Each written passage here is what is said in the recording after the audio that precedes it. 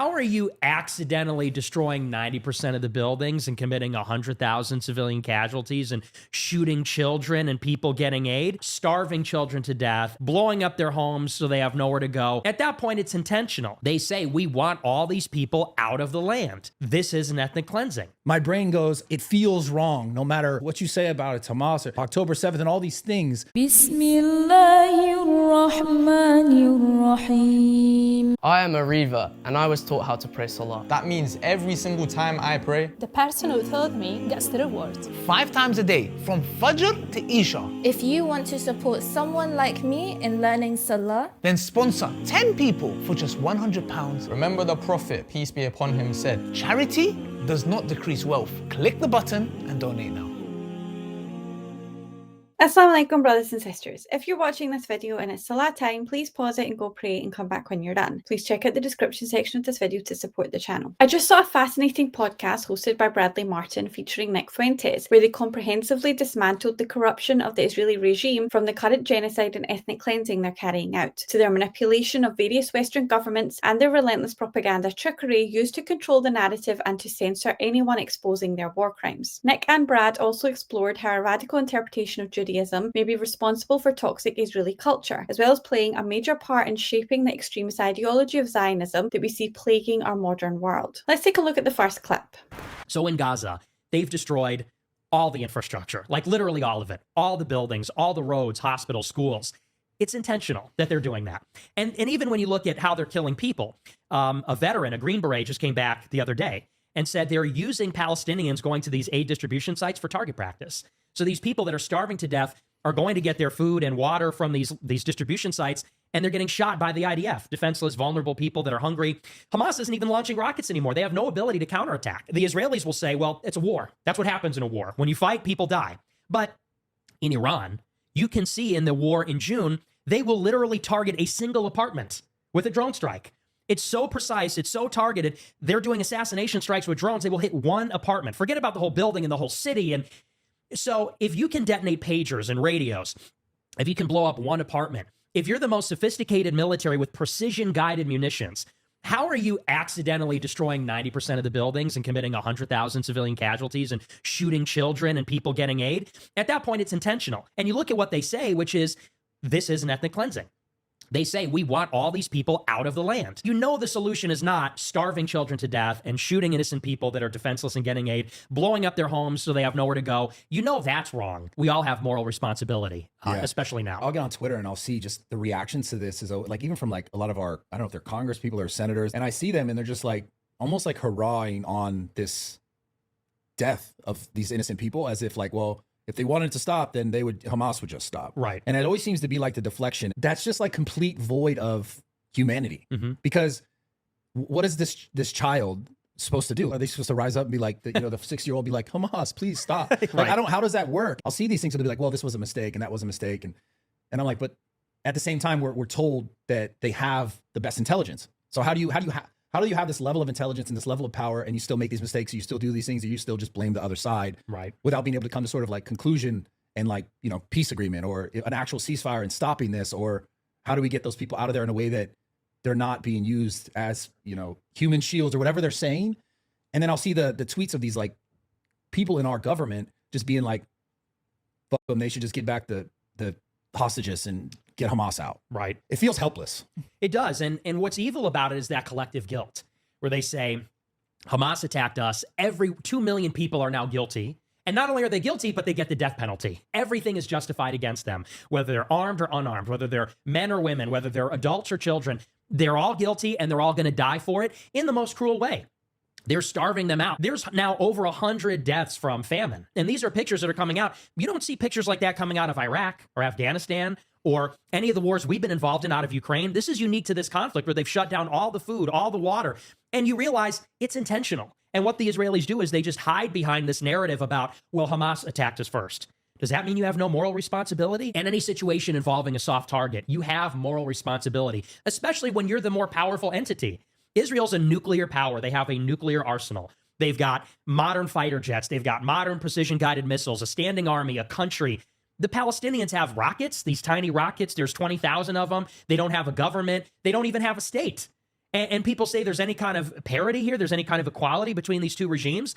As Nick said, there is no denying that Israel has destroyed all buildings, roads, hospitals, schools, homes, businesses, and places of worship in Gaza intentionally, especially when we compare this to their precision attacks in Iran and Lebanon. Additionally, Israel's starving people, including children and even babies, as well as shooting hungry people at aid collection points that are desperately trying to feed themselves and their families, leaves no doubt that this is a deliberate, sadistic campaign of death and destruction, as Nick said. Nick also claimed that Hamas no longer have the ability to even counterattack anymore. So Israel's lame excuse of fighting Hamas is a lie they can no longer use to justify this brutal genocide. Nick made the claim that over 100,000 people have been killed in Gaza. I've actually seen reports where that figure is over 4 times higher, at approximately 440,000 deaths in Gaza. As Nick stated, this is clearly ethnic cleansing, and all of us, regardless of our political or religious alliances, have a moral responsibility to call this evil out. Brad understands expressed a combination of disbelief and disgust at US politicians that not only repeat genocidal Israeli propaganda, but who even go as far as cheering for the genocide on social media. As he said, this is an obvious deflection tactic that is completely void of any humanity. Brad was spot on when he said no one is buying the blame Hamas or human shields or free the hostages or Israel killed people by mistake narrative. And if Israel truly wanted peace, they would have agreed to a ceasefire long ago, which we all know they refused to do because they want to steal Gaza from the Palestinians, just like they stole Jerusalem and Tel Aviv and the rest of their stolen country. Nick was also correct when he pointed out that Israel essentially sentenced 2 million people in Gaza to death as part of a supposed response to Hamas, not even sparing children, and that they're doing so via methods of unbelievable cruelty the world has never seen before. Nick again correctly labelled this as intentional and called out the Israeli regime's extreme immorality for using advanced military weapons on an unarmed civilian population, which once again confirms that this is not a war, it's a massacre.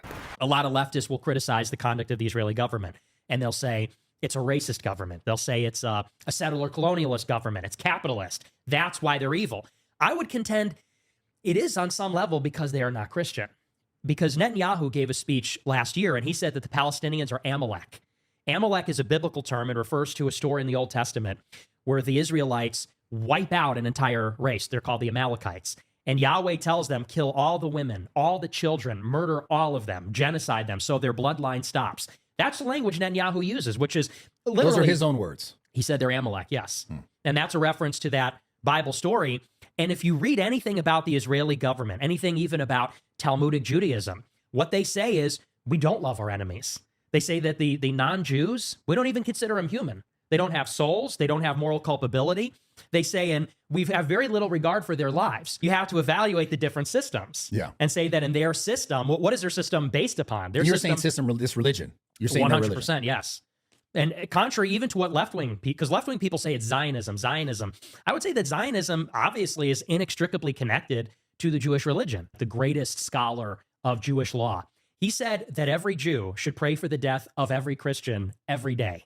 And this is loaded up in the Talmud. It's loaded up in Kabbalah, which is the mystic tradition, which is this intense hatred and distrust, in particular of Christians, but of all non-Jews in general. And many of the Zionist religious Jews, they said they like that the Christian West is becoming atheist, because the sooner the Christian West becomes atheist, the sooner they will recognize the God of Israel and worship the Jews. It's like, so this is what they believe, and this is what is motivating their government, their ideology, and it's even members of Netanyahu's his own government, his ministers believe this stuff. How can you verify that? They say it. It's in the Times of Israel. It's their press. It's in their statements. You don't have to look very far. And some of the more tactful ones will look at the extremists like that and say, oh, you don't say that publicly, because they want to maintain the illusion that everything's good. You also have in Islam, Sharia law. I don't think anyone would look at Sharia law as something that is like truly stirs our soul and is compelling to us. Is Sharia law in Dubai? Yeah, they have it in the Emirates. I know there's no crime out there. I think I left my phone somewhere, my watch somewhere, it's sat there. No one touched it. I'm not saying it's like, this is the only way, but there are things that I remember when I was there, I was like, this is nice. Everyone was super nice to me. I don't know, maybe it's because internet, but there's no crime. I know that. That's true. Like but that's because they're brutal. That's because they're brutality. So maybe there's something there. I agree with you, by the way. I'm just saying there was something there that I was like, damn, this is nice. Nick claimed that on top of the Israeli government being a racist, settler, colonialist regime, that they also practice a radical interpretation of Judaism. To back up his claim, Nick quoted the Israeli Prime Minister Netanyahu and his peers, publicly using passages from the Old Testament to claim committing genocide against men, women and children is their religious duty. Nick Fuentes also quoted the Talmud as preaching zero tolerance for human life in a conflict scenario, as well as promoting Jewish supremacy over non-Jewish people, which he correlated with the dehumanization of Palestinians to the point where their blood is seen as cheap. If this is true, it is very alarming, as this is clearly dangerous religious extremism, which Nick correctly defined as being the epitome of Zionist ideology. Nick also claimed that Zionism is the biggest threat to Western civilization, and not only that, it's the reason why the West is in civil and moral decline. I agree with this, and I would add that these same Zionists are responsible for the growing anti-Muslim and anti-Islam sentiment in the West, to not only shift the blame from themselves, but to also heighten prejudice against Muslims in order to justify killing them in Palestine. On a positive note, it was good to hear Brad and Nick compare Sharia law to Zionism and come to the conclusion that Sharia is a much more just and safe set of rules that could potentially benefit the West if they incorporated it instead of being ruled by Zionist extremists.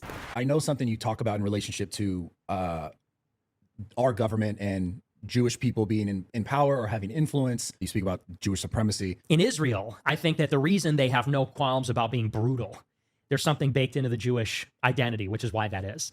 As far as our system in America, why are Jewish people so influential? They're influential in media, government, all these different things, and it's unignorable. When you look at just how much influence they have and how they acquired it, it cannot be attributed alone to their IQ or their education. When you look at some of these standardized tests that measure math, science, and language achievement, the top scores across the board, they're almost all Asian. And yet, Asians, although they're more numerous than Jews in America, Asians are 7%, Jews are 2%, Asians don't dominate media, Hollywood, finance, government.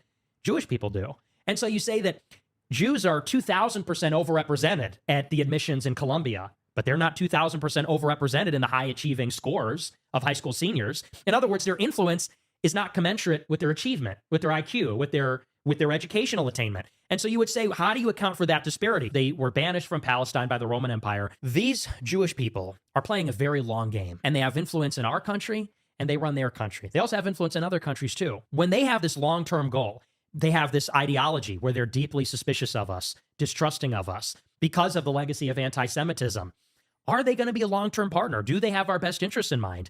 And I would say that we must regard them with a mutual suspicion. In the same way that they distrust us, we should distrust them. Now Israel has a nuclear arsenal, and that presents a lot of challenges for us. If people that are very powerful don't have the best interests of this country in mind, they shouldn't have power in this country. I agree. When I think about the whole thing, I'm like, yeah, you could replace this name of this country with any other country, and most people would be like, what? And it has sort of been baked into America for it just to be okayed. In 2024, Israel goes to war against Hezbollah in Lebanon, and they detonate the pagers. Secretly, a long time ago, they had used shell corporations and all kinds of corporate obscurity to create these pager and radio devices for Hezbollah. And Israel planted remote-controlled explosive devices inside the pagers. And the entire time, for years, Israel was spying on the communications on the devices, and then, when necessary, hit a trigger and detonated all of them simultaneously. And it blew up people's legs, their heads, wherever they had the pager, it detonated. Now, you consider that in America, many of our tech companies are deeply involved with Israel. Much of our defense procurement and our tech procurement, you have people like Alex Karp, people like Sean McGuire, that are deeply loyal to Israel, that are controlling for commercial and military purposes our tech. Given the record of how they've treated other countries in particular and how they've treated us, they've perpetrated false flags against Americans. They are a country, we're a country. They have a distinct national interest. They're threatened by us, and we should be threatened by them. Nick equated the overrepresentation and the control Jewish people have over major industries such as government, media, finance, entertainment and technology, etc. to Jewish supremacy. He claimed that this was a deliberate process connected to the Israeli government, due to how other ethnicities outperform Jews academically, yet have nowhere near the same influence over major industries. Nick also claimed that this is the result of the long-term game that has been played since Jewish people were banished from Greater Palestine by the Romans, thousands of years before the existence of modern Israel. I don't think we can apply this logic to the average Jewish person. I personally think it describes the elite class of Zionists, but the connection to the Israeli government does add up. Nick correctly said this control is not limited to the US government, but also extends to most Western nations, and that this is why Israel cannot be trusted, as they only have their own best interests in mind, which, as Nick said, is evident from the numerous false flag attacks Israel has carried out on Western nations to get their own way. As Brad said, if any other country had the influence Israel has over the West, there would be an uproar, and that the only reason this does not happen with Israel is due to the decades-old deep levels of brainwashing carried out on the general public. Nick Fuentes even went as far as to imply that Israel is possibly spying on civilians living in allied nations through the phones and tech we use, and gave the example of Israel's recent pager attack in Lebanon as evidence of their capabilities of doing so. At this point in time, and with Israel's track record, that wouldn't surprise me. If I'm the Israeli government, and in this conversation about Gaza specifically in the war right now, are third-party journalists allowed to be in, in document what's happening in Gaza? And they straight up just say on Google, no, they're like, it's super strict. They don't allow them unless it's like, military is like sort of with them, or there's like censorship. It's like just they're willfully saying it. And so for me, one of the biggest like red flags of the whole thing, every turn, it's Hamas. Hamas is doing this. This is what's happening. But there's this massive red flag of like, well, if it is exactly what someone says it is, then why are certain third-party publications not allowed to go and report in Israel? Yeah, I think that's exactly right. Why are they not allowed to report on that? Because they're going to find out the truth. As a logical thinking human, that if we're not allowed, a third party to go check, hey, what's happening over there? Can we write about it? Can we shoot some video? Can we report on it? It's so hard to make the conclusion that something bad isn't happening or something wrong isn't happening with that being true. Right. And it's kind of frustrating. I can't help but get around the idea that if we have to avoid conversation around something because of the fear of, if you say otherwise, then you just don't like Jewish people. Right. Like I've even avoided conversations like this for so long because I'm like, I don't want someone to say something about me that's not true. Like I don't dislike anyone. I genuinely care about right and wrong. And if you can't have this open view of something, my brain goes, it feels wrong no matter what you say about it, Hamas, the terror, and they're doing all this stuff, and October 7th and all these things, that just feels wrong because they're real people getting killed. There's kids, there's women. Like you could Google how many, it's 20,000, this many people, women and children. And you're just like, you can't just go, it's just because of them every time. In a lot of ways, it seems like just unavoidable, but it's fucking sad. Yeah. What is also deeply disturbing about it is we're paying for it. Those are our missiles. That's our military supplies. I can't also get over the fact that it's for profit. I can't get over like, damn, this just feels so bad. And I think a lot of people feel this way. It's like, what do we even do? Do we ever actually really get out of this? I don't know. I mean, that is really the question on everybody's minds. And I think part of the frustration with Trump is that, or at least for me, I thought that we would vote for Trump and he would be able to get us out of the matrix. He would kind of get in between that process because that was his whole appeal, is he said the reason that things are not working for Americans is because the politicians are being bribed. They're all talk, no action, and that's because they're controlled by donors and special interests. So much of the media is involved with the intelligence agencies. France just recognized Palestine's statehood. I saw that, and I saw it was a long tweet that just seemed to be like, there needs to be peace. I don't know which American government official. I saw they quote tweeted it and was like, this is like, you're supporting terrorists. And it was like, that's not exactly what it said. And I'm just like, what the fuck are we talking about? Yeah. And that's what the Israelis said. They said, you are rewarding terrorism. You're on the side of the terrorists. You're going to get Israel annihilated. They said you're crusading against Israel to destroy Israel for saying he recognizes Palestinian statehood.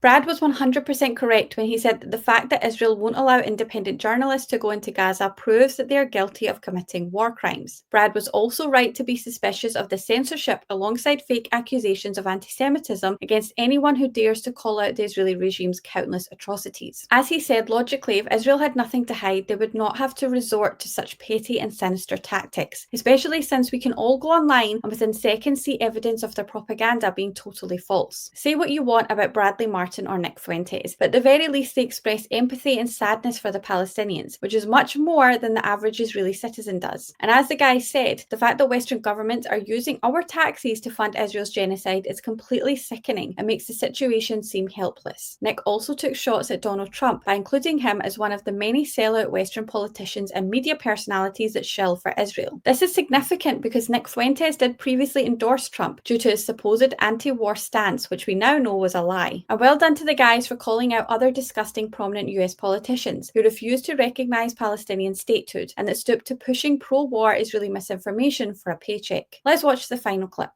People say, oh, you're this white nationalist. Like, are you a white supremacist? No, I'm a Catholic, so I think that we're all created equal by God. From what I understand, early on in your career, you started asking questions about the Israel lobby. Right. It was downhill from there as far as like you being able to do all this stuff without backlash. Yes. And the thing that people don't realize is that's where they groom all the conservative influencers. It's a turning point, all the different campus groups. They're looking for like the young, best and brightest conservative people. And when they get into those groups, they then start their career towards being a Fox News host or being a Daily Wire host or something like that. And I was very much in that pipeline. I was very much on that trajectory. They basically realized early on in the beginning of 2017 that I was not going with the program on that one issue, on Israel. It wasn't even anything else. People were moving behind the scenes. It was like a whisper campaign saying, don't hire this guy. Don't bring him on your podcast. One of the things that really irked me, I watched the Full Send interview with Netanyahu, was there was a moment where I think it was Kyle asking about regime change to Netanyahu. And he essentially dismissed it and said, you know, that never works. And the people have to, he's talking about in Iran, because he's like, are you going to continue this in Iran? And he's like, what about the regime change? He essentially says that never works. The people have to want to rise up and make that change for themselves, right? And then I go, wait, isn't this the guy that for the last 30 years has been campaigning for regime change in all of those regions? Yes. That's true, right? Yes. Like he's gone to Congress and is like, if we do this, then, democracy will sweep through the land. And then to hear him get on a podcast and say regime change doesn't work, do they think that people don't remember things or don't think, maybe they just think we're just all so dumb? I think they finesse the narrative. I think they're smarter than we give them credit for, in the sense that their propaganda is not blunt. It's very sensitive. So, in 2003, when we invaded Iraq, Netanyahu said, yeah, we need to take out Saddam and spread democracy and all this. Now, everyone knows that's BS. Well, yeah, the thing that was interesting to me is that everyone on the Republican side, the red side, whatever you want to call it, we all were like, that was a complete waste of time, 20 years, a bunch of American soldiers died, a bunch of money was spent for nothing really happened. And everyone disavowed it. Everyone was like, this was a problem. Right. And then we're still going in the same direction with like the Lebanon, Syria, all these things, Iran. They have realized that people are hip to what they're doing. People know now. And so now they're finessing the language, and like, this is all rhetoric. This is all like PR. It's like marketing terminology. It's like how you say fresh, never frozen. It's all slogans to get you to support the same thing. And so that's where people really need to be kind of smart. And like we said earlier, read between the lines. They're going to say, hey, we just bombed their nuclear program once. But in a month, they're going to say, we got to go back in. We didn't get all of it. And then after that, they're going to say, Iran is never going to give up their quest for a nuclear bomb. Their government has to go. They need to trick us for just long enough that we won't protest. Don't you think we're past that? I think we're getting to that point. Yeah. People are not as clever, I think, as you give them credit for. That's a thing. And they can manipulate the language, and people will eat that up, and they'll repeat it right back to you. Historically, bombing Iran was like synonymous with, we're not really going to do that, are we? Like, we fought Iraq and Afghanistan and Syria and everywhere. Bombing Iran was synonymous with like a superfluous Israel war. And yet Trump did it. The anti-war, no new war candidate bombed Iran. It was positive that Nick Fuentes explicitly made the statement that he's not a white supremacist. And well done to Brad for pressing him to clarify his position. Nick claimed the reason why he has been so heavily censored and defamed throughout the years is due to him exposing Israel's corruption. However, to be completely honest, I have heard him make quite a few racist and Islamophobic statements also. But he did make it clear in this interview that he sees everyone as equal due to his religious beliefs. So maybe he's matured. It certainly does seem that way. Bradley Martyn, who's on friendly terms with the Nelk boys, called out Benjamin Netanyahu's hypocrisy during his interview with them in regards to Netanyahu claiming to be pro-democracy whilst being responsible for forced regime changes across the Middle East for decades now, which prompted Brad to pose the question, do Israeli propagandists think people are forgetful or just plain stupid? And as Nick said, people really are that ignorant, misinformed and gullible that they will literally believe any nonsense a politician or reporter feeds them. Nick was correct when he said despite so many people waking up to Israel's corruption due to the Gaza genocide being live streamed on social media, Israel are still misleading millions of impressionable people by tweaking and increasing their propaganda efforts like they always have. Just take a quick look online and you'll see a tidal wave of bad actors peddling pro-Israel, anti-Palestinian, anti-Islam and anti-Muslim propaganda. And as both Brad and Nick said, Israel simply recycles their lies and presents them over and over again, just like they did for the Iraq War 22 years ago, all the way up to more recent conflicts with Iran, Syria and Lebanon, etc. However, However, this time around, Israel has lost the propaganda war, and no matter how much money they spend to turn things around, there's no coming back from that fact. That doesn't change anything in regards to their occupation and takeover of Gaza and their wider oppression of the Middle East. For that to change, we need military action from Western nations and the global South, which is highly unlikely, but with enough public backlash in time, that could become a reality if we keep up the pressure on our side. Thank you for watching. Make sure to join my free Telegram group via the link in the description, and remember to like, subscribe and become a channel member for access to exclusive content. Until next time, inshallah, Assalamu alaikum wa rahmatullahi wa barakatuhu. Allahu Akbar, Allahu Akbar, Allah.